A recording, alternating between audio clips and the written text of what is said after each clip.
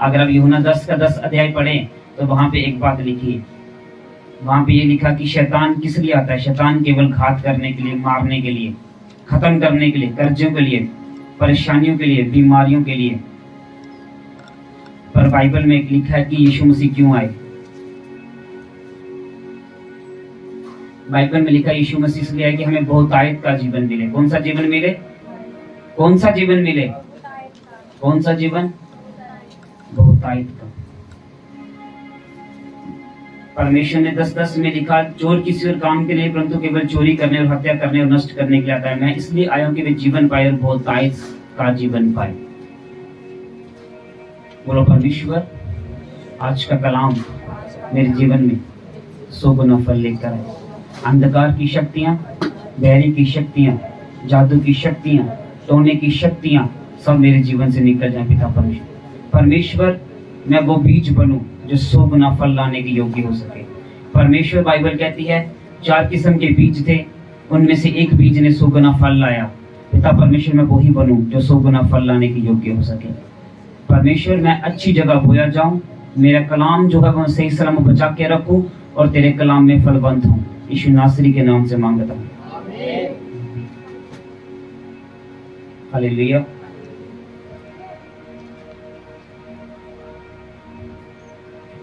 जब तक हम वचन को नहीं पहचान सकते हैं, जब तक हम वचन को नहीं जान सकते, तब तक हम परमेश्वर को भी नहीं पहचान सकते हैं। आपको एक बात याद रखनी है, खासकर जब भी अक्टूबर महीना आएगा, सितंबर महीना आएगा, नवंबर महीना आएगा, एक बात अपने दिमाग में बैठा के रखना, ये जो 3 महीने होते हैं, जादू टोने के महीने होते हैं, इन महीनों में आप सोना कम, जागना ज्यादा। परमेश्वर ने क्या कहा था अपने चेलों से? परमेश्वर ने कहा था जागते रहो ताकि तुम, वो कौन सी जागने की बात कर रहा था? वो बात कर रहा था कि तुम प्रार्थना में अधिक समय बिताओ। वो बात कर रहा था तुम अधिक समय प्रभु की हुजूरी में बिताओ। वो बात कर रहा था तुम अधिक समय प्रभु की प्रेजेंस में बिताओ। आपको पता है जहां कहीं प्रभु की हुजूरी नहीं होती है, वहां किसकी हुजूरी होती है? किसकी? बोलो किसकी? शैतान की। क्योंकि इस संसार का ईश्वर किसे कहा गया है? ग्रंथों की पुस्तक में पढ़े तो शैतान को कहा गया है। जहां कहीं प्रभु की हुजूरी नहीं होगी, वहां पे शैतान की हुजूरी होगी। और जब इंसान प्रभु की हुजूरी से बाहर चला जाता है तो फिर दाऊद की तरह उसके जीवन में होना शुरू हो जाता है। जो कुछ उसने पाया था वो सब खो देता है। वैसे ही इंसान के जीवन में होता है, जब उसके जीवन से प्रभु की हुजूरी चली जाती है, प्रेजेंस चली जाती है, हो सकता है वो राजा बना रहे शाऊल की तरह 13 साल, हो सकता है वो शाऊल की तरह राजा तो बना रहे, पर शाऊल की तरह वो हर समय मुसीबत में गिरा रहेगा। बाइबल कहती है जब शाऊल से पवित्र आत्मा उठाया गया, वो राजा तो रहा, 13 साल वो राजा के पद पे ही रहा, पर 13 साल से दुष्ट आत्मा तंग करती रही।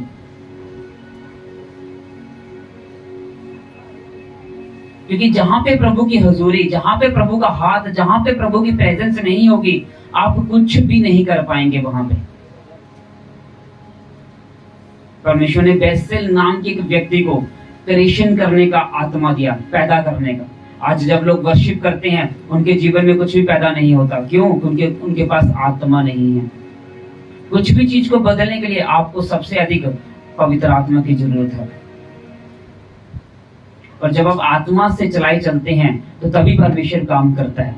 अगर आप पुराना नियम निकाल कर पढ़े, नए नियम को पढ़े, तो जहां पे परमेश्वर ने काम किया, जहां पे परमेश्वर ने मसा को बहाया, जहां पे परमेश्वर ने अभिषेक को पैदा किया, वहां पे एक बात आई है कि वहां पे परमेश्वर का आत्मा मौजूद था। क्या मौजूद था? और जहां पर परमेश्वर का आत्मा नहीं होगा, वहां पर शैतान होगा। इसलिए आपको ये जरूरी है कि इन दिनों में, खासकर इन महीनों में, ज्यादा से ज्यादा परमेश्वर की हुजूरी में जीना। क्योंकि आप देखोगे, अगर आप रिकॉर्ड निकाल कर, इतिहास निकाल कर पढ़े, तो सबसे ज्यादा मौत जो होती है वो जनवरी महीने में होती है। पढ़ लो उठा के इतिहास को, जाओ नेट पे सर्च करो जाके। और जब मैं उस चीज को पढ़ रहा था तो उसका कारण जब मैंने आत्मा में पूछा परमेश्वर से, तो परमेश्वर ने कहा उसका कारण ये है कि इन महीनों में जो जादू टोना होता है, उसकी वजह से लोग आने वाले महीनों में मरते हैं। और आप देखो सबसे अधिक जो ये दिन होते हैं, महोत्सव भी इन दिनों में आते हैं। और सबसे अधिक हमें भी प्रभु की हुजूरी में जीने की जरूरत है। और जब हम प्रभु की हजूरी से बाहर आ जाते हैं तो शैतान का हाथ हो सकता है। इसलिए जितना हम प्रभु की हजूरी में जिए उतना अधिक हम परमेश्वर से प्राप्त करते चले जाएंगे, और जितना हम प्राप्त करते चले जाएंगे परमेश्वर से, शैतान हमारे जीवन से उतना दूर जाता जाएगा। हालेलुया। परमेश्वर ने तभी कहा था कि मैं किस लिए आया हूं। शैतान उसने कहा चोर किसी और काम के लिए नहीं, शैतान किसी और काम के लिए नहीं, वे केवल किस काम के लिए आता है? चोरी और हत्या करने के लिए, मारने के लिए आता है, कर्जा देने के लिए आता है, बीमारियां देने के लिए आता है, शराब देने के लिए आता है। पर परमेश्वर ने क्या कहा? उसने कहा मैं इसलिए आया कि वे बहुतायत का, यूहन्ना 3:16 में परमेश्वर ने लिखा जो कोई परमेश्वर के पुत्र के ऊपर विश्वास करेगा वे क्या पाएगा? हैं? वे क्या पाएगा? अनंत जीवन। अनंत जीवन कौन सा जीवन था? मैं एक दिन प्रचार कर रहा था, किसी बंदे ने कहा तुम्हारा प्रचार गलत है। मैंने कहा भाई साहब मेरा प्रचार गलत नहीं, आप ग्रीक और हिब्रू में जाके पढ़ो, आपको पता चल जाएगा। उसने कहा हिंदी की बाइबल बंद कर देनी चाहिए। मैंने कहा मैं हिंदी की बाइबल के खिलाफ नहीं हूं, मैं ट्रांसलेशन की बात कर रहा हूँ। ट्रांसलेशन चेंज हो चुकी है। अगर आप परमेश्वर के महान दासों के बारे में पढ़ेंगे तो उन्होंने मैक्सिमम जो बाइबल्स पढ़ी है वो हिब्रू और ग्रीक में पढ़ी है। डायरेक्ट प्रिंस की बात करते हैं हम, उन्होंने हिब्रू और ग्रीक में बड़ी बड़ी डिग्रियां प्राप्त की थी। केनेथ हैगन की बात करते हैं हम, बेनी हिन की बात करते हैं हम, परमेश्वर के महान दास जितने भी दास हुए उन्होंने बाइबल्स को ज्यादा हिब्रू और ग्रीक में पढ़ा, ताकि वहां पे जो सेम वर्ड्स लिखे, क्योंकि 5000 ऐसे वर्ड्स है, 5000 से ज्यादा जो किसी भी भाषा में ट्रांसलेशन नहीं हुए, वो आज भी हिब्रू और ग्रीक में ही पाए जाते हैं। और जब हम वहां से परमेश्वर के वचन को पढ़ते हैं तो हमें परमेश्वर के वचनों का प्रकाशन प्राप्त होता है। अनंत जीवन किसे कहते हैं? अनंत जीवन कहते हैं जॉय लाइफ को। कौन सी लाइफ? जॉय का मतलब क्या है? वो जिंदगी जो आनंद से भरी हुई है। कौन सी जिंदगी? परमेश्वर ने कहा मैं इसलिए आया हूं। बहुत से लोग कौन से अनंत जीवन की बात करते हैं पता? वो सोचते हैं शायद जब हम प्रभु के पास जाएंगे हमें अनंत जीवन प्राप्त होगा।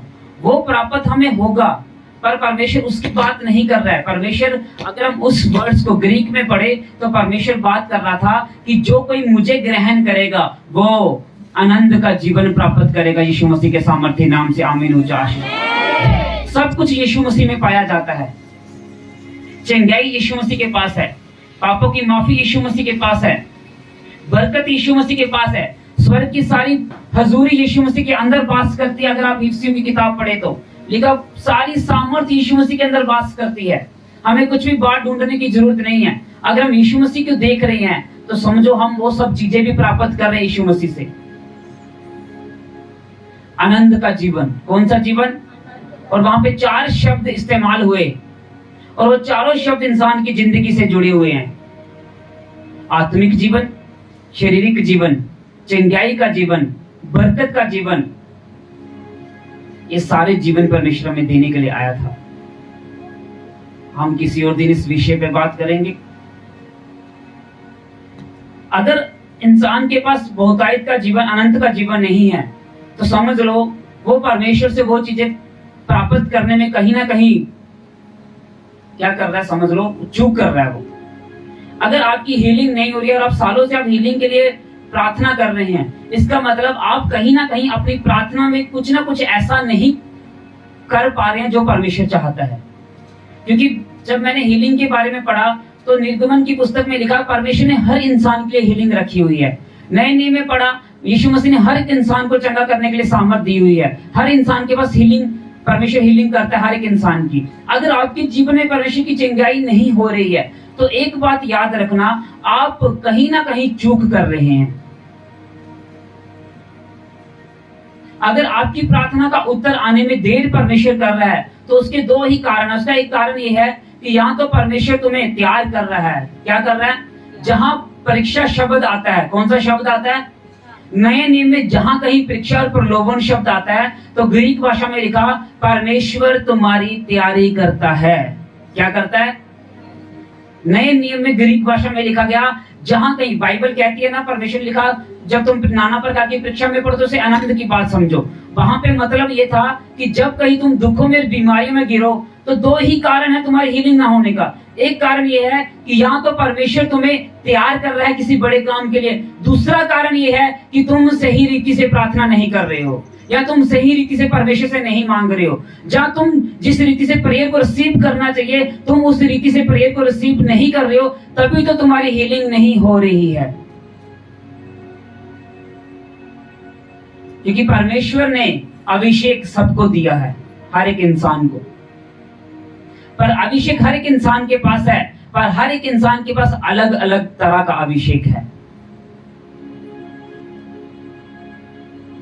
अगर आप यीशु मसीह से बहुतायत का जीवन, जॉय लाइफ पाना चाहते हैं, तो आपको अगर किसी चीज में बढ़ने की जरूरत है तो वो है यीशु मसीह के अभिषेक में। इसमें लूका 4 अध्याय 18 वचन निकालेंगे, इसको अलग रिकॉर्ड करेंगे।